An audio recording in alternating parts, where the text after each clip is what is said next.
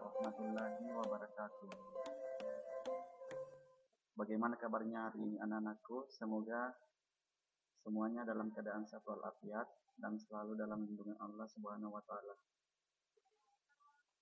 Oke, untuk materi pertama,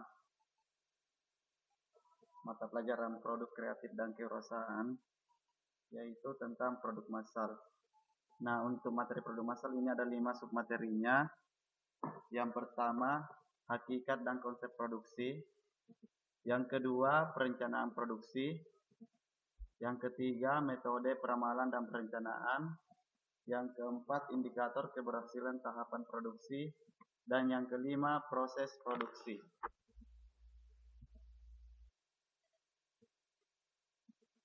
Baik, kita akan masuk ke submateri yang pertama, yaitu hakikat dan konsep produksi.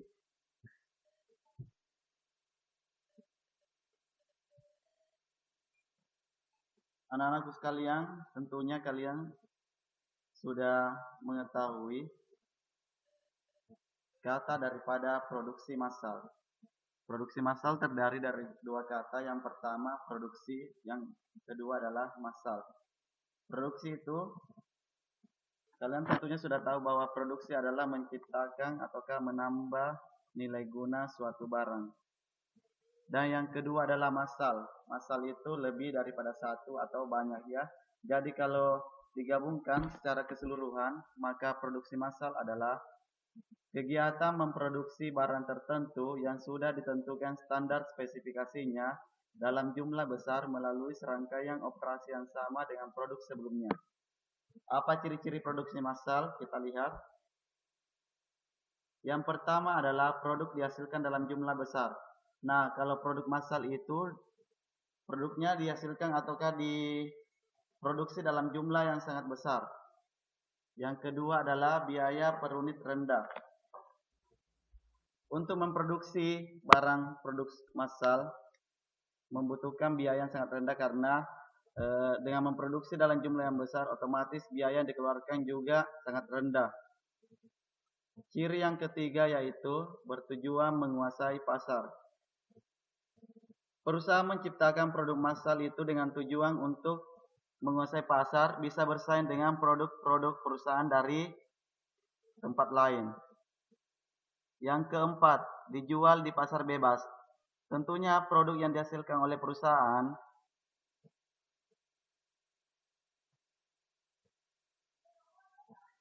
dijual di pasar bebas. Yang kelima, hampir tidak ada variasi produk. Nah, untuk produk yang dihasilkan secara massal, tentunya hampir semua produk yang dihasilkan sama, karena tujuannya adalah memproduksi barang secara massal. Yang terakhir adalah harus ada stok untuk memenuhi kebutuhan saat masa tunggu. Dalam menciptakan produk massal, tentunya harus ada cadangan yang disimpan di dalam sebuah tempat atau gudang dengan tujuan untuk menjaga jumlah stok sewaktu-waktu yang apabila dibutuhkan oleh konsumen atau ke masyarakat, ada cadangan yang bisa diambil di dalam sebuah gudang atau pabrik tempat perusahaan memproduksi barang tersebut. Nah, itulah 6 ciri-ciri daripada produksi massal. Selanjutnya kita melangkah ke apa kelebihan dan kekurangan produk massal. Kita lihat. Nah, ini adalah kelebihan daripada produksi massal, ada 4. Yang pertama adalah hemat biaya. Nah, tentunya biaya yang dikeluarkan untuk menghasilkan sebuah produk massal itu relatif murah. Karena kita memproduksi barang dalam jumlah yang sangat besar. Yang kedua, efisiensi waktu. Nah, kelebihan dari produksi massal ini ya, waktu yang digunakan itu relatif lebih cepat ya, karena memproduksi barang dalam jumlah yang sangat besar. Kelebihan yang ketiga, tingkat keakuratan tinggi. Untuk menghasilkan barang yang sangat bagus ya, memproduksi barang yang sangat mempunyai mutu yang tinggi, tentunya produk massal ini mempunyai tingkat keakuratan yang sangat tinggi. Yang keempat, tingkat produksi cepat. Karena memproduksi dalam jumlah yang besar, tentunya produksi barang massal ini sangatlah cepat, ya, karena menggunakan biasanya mesin untuk memproduksi barang secara besar. Nah, di balik kelebihan produksi massal ada juga kekurangannya. Apa itu? Yang pertama, kegiatan produksi sangat kaku. Kenapa dikatakan kaku? Karena produk yang dihasilkan secara massal sangat bergantung kepada produk itu sendiri. Tidak ada bedanya dan semua produk yang dihasilkan rata-rata sama. Yang kedua, kurang beragamnya variasi produk.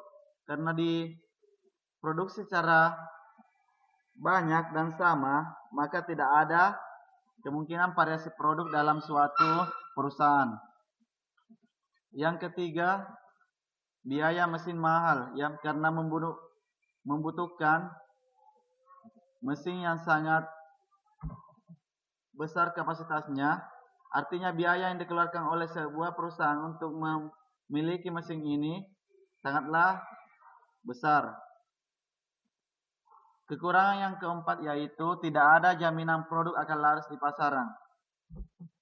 Ya, jadi produk yang dihasilkan secara massal belum tentu diminati ataukah laris di tengah pasaran, ya, karena bukan cuma kita yang memproduksi produk seperti ini. Ya, tentunya banyak saingan di luar sana, perusahaan yang lain yang juga memproduksi produk yang sama dengan perusahaan kita. Oke, itulah kelebihan dan kekurangan produksi massal.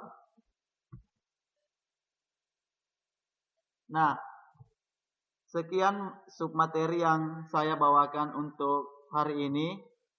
Untuk pertemuan selanjutnya kita akan membahas tentang submateri yang kedua, yakni perencanaan produksi.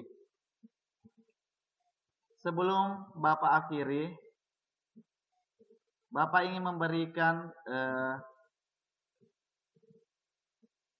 sebuah pekerjaan untuk anak-anakku.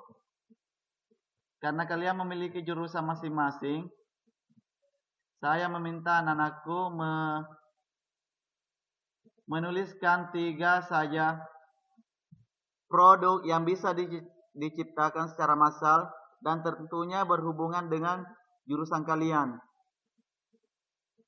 3 produk yang kalian dapatkan itu ditulis di kolom komentar. Ya, ingat, ditulis di kolom komentar dan tidak boleh ada produk yang sama. Artinya kalau ada temanmu yang sudah lebih dulu mengambil ataukah menuliskan produk itu di bagian komentar, maka kalian harus mencari produk yang lain, ya, karena teman yang pertama menuliskan produk tersebut dialah yang berhak untuk diberikan penilaian.